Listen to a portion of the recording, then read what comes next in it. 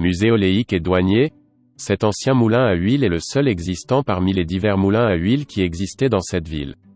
Il a été réhabilité pour devenir non seulement un musée, mais un atout d'intérêt pour le développement de nos villes rurales. Dans la reconstruction effectuée, un toit a été construit avec d'impressionnantes fermes en bois vu du rez-de-chaussée, préservant l'ancienne tuile arabe pour le toit. Il dispose d'un balcon à l'étage supérieur d'où vous pouvez voir les machines du moulin sous un autre angle. Il a été en pleine production jusqu'en 1967, année de la fondation de la coopérative pétrolière Res España de la région centrale de l'Espagne, à Villarejo de Salvané. Il y a des indications que cela fonctionnait déjà au XIXe siècle. Au fil du temps, il a fait l'objet de 2 réformes importantes, la première en 1928, où la traction animale a été remplacée par des moteurs électriques et, en 1954, l'année où le mélangeur a été assemblé, un nouveau melon a déjà été ajouté aux 2. Les bâtiments existants et la restructuration de la salle se fait comme aujourd'hui.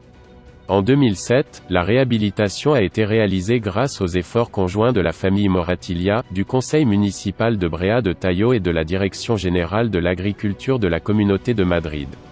Le moulin à huile, un moulin où les olives sont pressées pour obtenir de l'huile, était le lieu de rencontre des habitants de la ville dans les premiers mois de l'année où, après une longue journée de récolte des olives, la matière première y était transportée pour le vendre ou l'échanger contre un produit déjà fabriqué.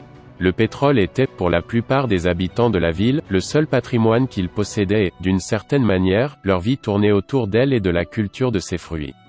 L'âme du bâtiment est toujours la salle du moulin, où vous pouvez voir les meules, le mélangeur, la presse, la chaudière, les moteurs et les tinillos pour la décantation de l'huile. Avec tout cela, le processus complet de production d'huile peut être suivi, depuis le moment où l'olive est entrée dans le moulin jusqu'à ce que l'huile soit propre à la consommation.